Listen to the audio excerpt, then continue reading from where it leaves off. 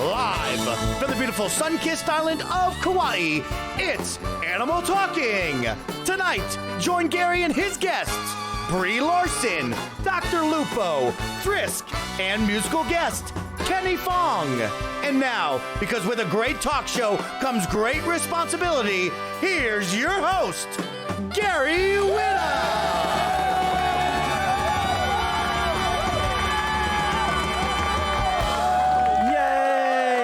Adam Nickerson, how are you, sir? Hey, I'm doing all right. Just ate a few hot dogs, probably too many. How many's too many? Well, I lied in the staff room and I said 2, but then I actually ate 3. I was just too embarrassed. Please, let me go get behind my desk here first, Adam. If you wouldn't mind, I was wondering what you were doing. Yeah, if you wouldn't mind, I gotta get behind. But I'm so excited, Adam. I can't go any further. Oh my man. God, I need you to move. And you know what? I'm just gonna go this way. I'm gonna go this way. I could have done this all along. Oh my God. All right, here we go. Okay, now we're ready. Now we're in position. You've got me all of a flutter, Adam. Me? Please do anything. Please welcome to the show the wonderful, the talented, the incredible Brie Larson. Yes, thank you. I totally forgot to put shoes on, so luckily I had these clogs in my pocket. No sea bass, please. Okay, what is? I feel like this feels like a very Met Gala kind of thing. I feel like you're making a statement here. What statement are you making with your choice of attire tonight? Right. So this is based off of, I believe, the fashion brand Victor and Rolf, and they had this real collection of dresses that had things that said no photos, please. And it was very controversial. So I thought that having this little number that says no sea bass, please, really played into both my love of fashion, my lack of being able to explore fashion in quarantine, while also a nod to the game itself. I love it. No sea bass, please. Yeah. So cute. Thank you. Brie, you are no stranger to talk shows. I mean, you obviously done them all, because you're a big star. But you have also. What's so funny? We're in a show in Animal. I know. I always. I'm just so grateful that this game came out at this time, because look at the people that it's connected me with. What it's doing. It's magical. Isn't it wonderful? It's wonderful. It's such a, and I know that there's, lots of other games that serve lots of purposes. That's why I love video games. But this one is just, it really gets me. It really gets me in my soul. And it's inspired me. I mean, I have a garden now. I planted fruit trees because of this game, because I was getting so obsessive with it. I was like, maybe I should plant a tree in real life, Brie. And let's see a little bit of Brie's YouTube debut. Hi, I'm Brie Larson. Oh, God. Hi, I'm Brie Larson. I'm an actor. You might know me from Captain Marvel, or maybe you know me from nothing. Maybe you just randomly from the algorithm clicked on this, but regardless, hello, I'm starting a YouTube channel. Why am I starting a YouTube channel? Great question. YouTube has been a place that I have learned so much, whether it's been like how to use my printer, or it's been watching like how to be a considerate activist. This is like the place to talk about things that are important and that matter. It doesn't mean that there isn't also silly content, that there's ways for me to express myself personally, but there will also be deep conversations, anti-racist rhetoric, inclusive content. So with all that said, the following video is just me getting warmed up and feeling this out and getting to talk with a lot of really brilliant, awesome creators. Brie, I want to move on with the interview, but Adam's going to stand there staring at me until I acknowledge him. Can you please acknowledge what Adam is wearing? Oh, I can't see. Oh. Have you been wearing that? You haven't been wearing that the whole time. You had your headphones on, right? Yeah, I just changed into this. It's pretty great. It's not bad. Dude, it's really good. It's not a bad custom Kate found job. this for me. Now looking back on it, like I was in junior high. Like it wasn't like I was like a super young person, and I'd be like in class, like finishing my homework, trying to get my homework done in class so that it would be done by the time I got home so that I could beat my younger sister to play Animal Crossing on GameCube. It doesn't make me feel good to say that out loud. You know what I mean? Here is her original Nintendo Power, Nintendo GameCube player's guide. The cover page it doesn't even stay on. It's separate from the rest of it. There are many pages. You can't even pick it up. Like the pages are falling out of it. And my mom sent it to me saying, hey, I found this in the garage. Would this help with your game? And I was like, no, Mom, you don't get it. So it's 10 years old. It's so cute. that you once threw an ex-boyfriend out of your house because he thought you were playing too much Super Mario Galaxy and taking it too seriously, and you chucked him out. I was up way too late playing it, getting obsessive, cursing. And yeah, my boyfriend at the time, he said, I think you're taking this too seriously. And I remember like my head like snapping as I turned to look at him. And I was like, what did you just say to me? And he was like, I just think you're playing the game, taking the game too seriously. And I was like, get out of my house, which by the way, was my parents. It was my parents' house. When we exchanged friend codes as part of getting you on the show here, I was able to see your profile. And your Nintendo Switch friend profile, of course, tells me what games you've played and how many hours you have in each game. And it turns out, who knew? Your most played game. You have 150 hours in. You have Brie Larson. You have 150 hours. My dodo plane is here. I gotta go. You have Sorry, the flight's delayed. You have 150 hours in Fortnite. Oh, you play on the Nintendo Switch. So I am very tickled by the fact that there are all these guys out there. They have been murdered by Captain Marvel in Fortnite, and they don't even know. It's true. Very true. Adam actually very kindly went and curated a shopping list of games you might be interested in trying out. Really? That's wonderful. I was just going to be obnoxious there and say my game, but you've done that already. You get one plug per show, Adam. What's it called? Ding Dong XL. Ding Dong XL. You need to check that out. Brie Larson just said Ding Dong XL. I would have never thought I would say that in my life. Brie, I worked in the Star Wars universe for 5 years. You're speaking my language. Yes. You wrote Rogue One, right? I co-wrote Rogue One, and I worked on Star Wars. I auditioned for that. I remember. Didn't get it. I remember. I wasn't going to say anything, but you've now mentioned it, and now there's going to be a million clickbait headlines on the internet tomorrow. Why am I seeing so much Brie Samus talk? Is this a thing? They all want you to play Samus, Brie. They all want you to be in a Metroid movie. I would love that so much. So I was Samus for Halloween 2 years. I think it was 2 years ago. Yeah, and it was just it was like literally like a $20 costume I bought off of Amazon. It was like nothing. I was so excited about it. And so whatever, I had like posted a picture, I think on Instagram of me in the costume, and it turned into this thing of people being like, whoa. She was always my character that I played in Super Smash Brothers. And I just loved her. And so then, that whole thing started, and I've definitely not put a squash to that story. I'm like, definitely want to make that movie. Definitely want to participate in that. So Nintendo, once again, I would love to do it. Please welcome to the show. My goodness, can't believe I'm saying this. Please welcome to the show, the one and only DrLupo.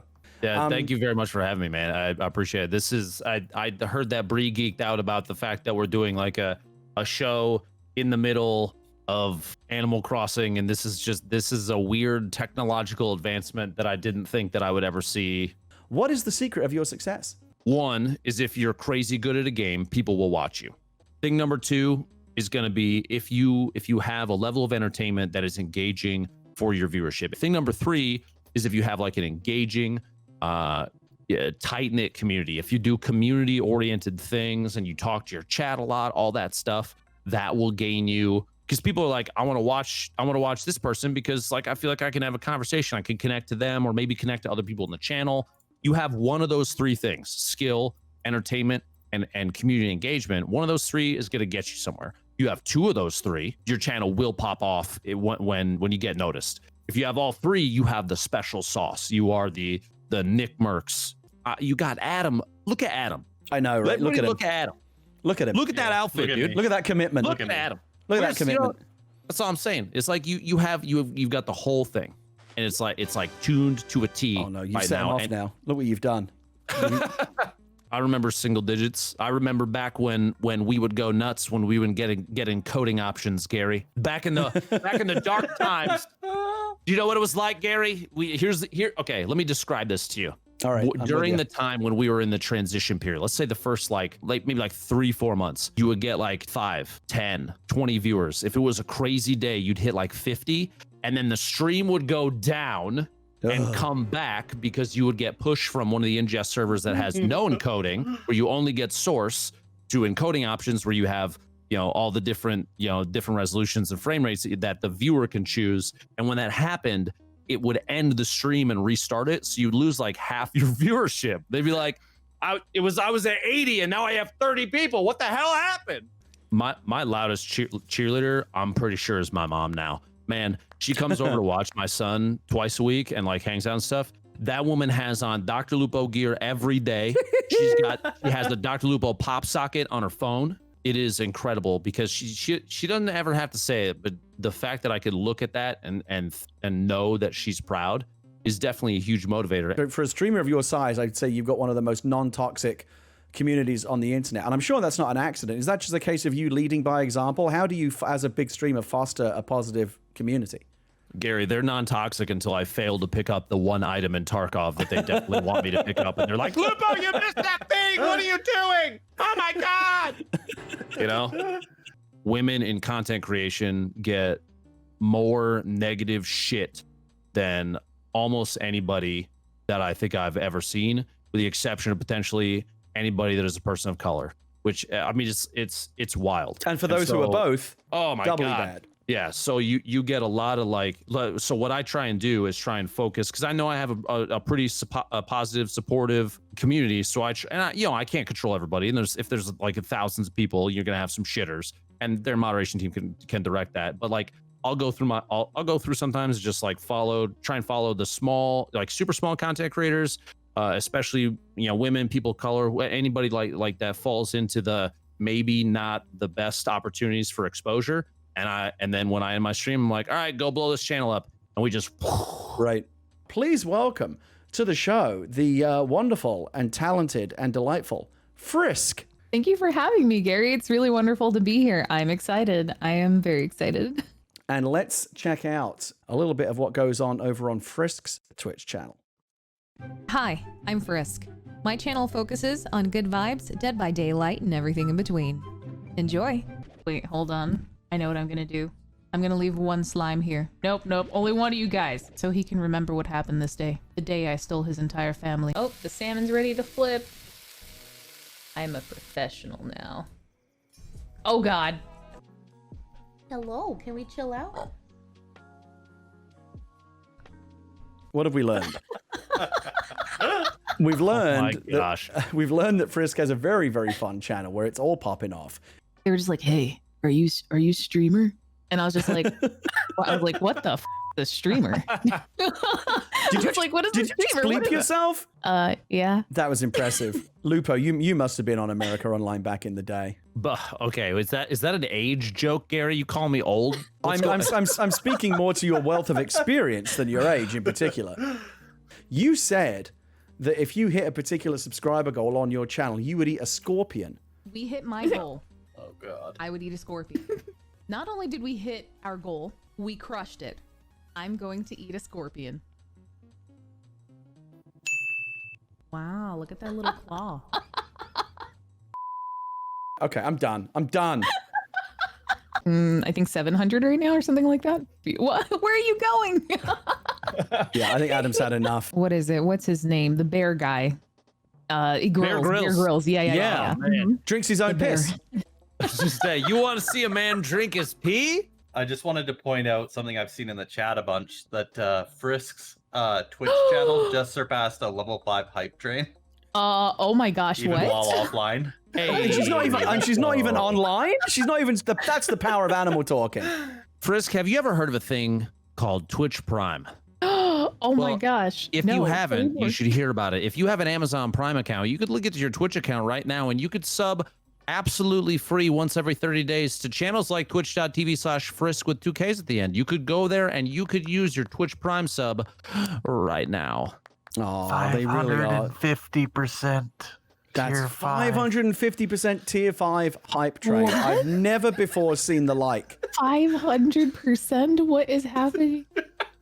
Please welcome to the show the composer of our theme music, both opening and closing credits, Kenny Fong. Kenny, yeah, what a journey it's been. I randomly found your music on the internet. So that was a piece that you composed and performed when you were like in like music class. Did remind me like where that piece of music came from.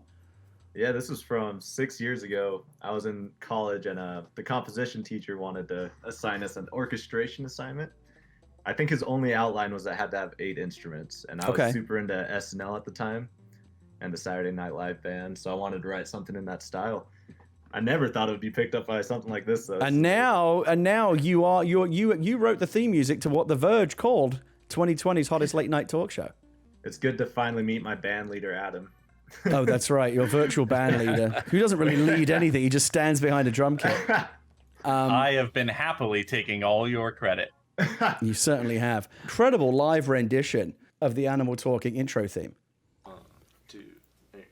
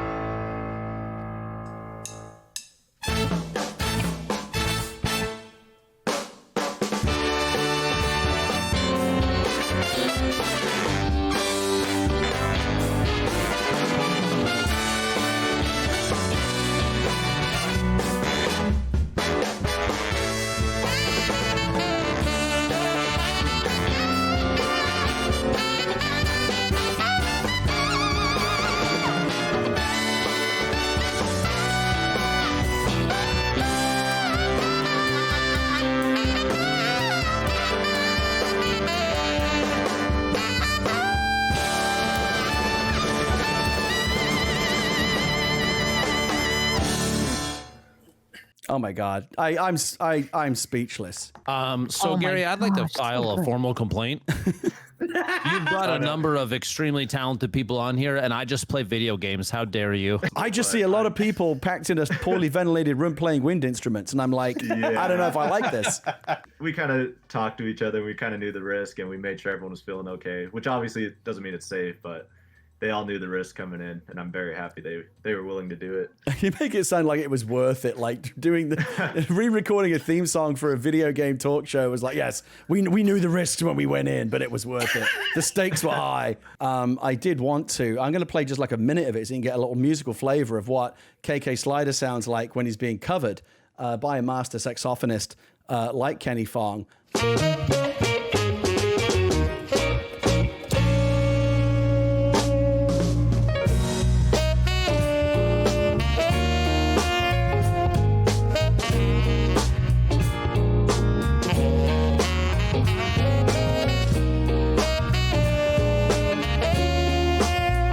I feel like you could make. I turn it off because it's getting too much. I feel like you could seriously make some babies with that music.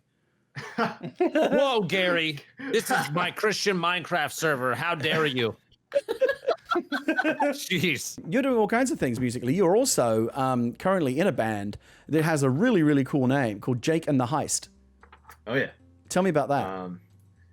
Well, it's an original band for sure, but this band in particular, we kind of clash on originals versus covers, because in the music scene, it's like you're either pushing your original music or you're trying to get work as a cover band. It's kind of like trying to find that balance.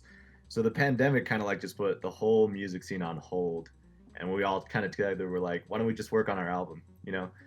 And so once the pandemic started, we did Zoom calls once a week and just started working remotely. And we're aiming to have something out, I think, within the end of the summer. Don't quote me on that, Jake, but we're pretty happy where we have it now, and we're working pretty hard on it. But we're going to play it right now. Let's have a little sneak peek at Jake and the Heist. Don't say a word. Don't say a thing. That's like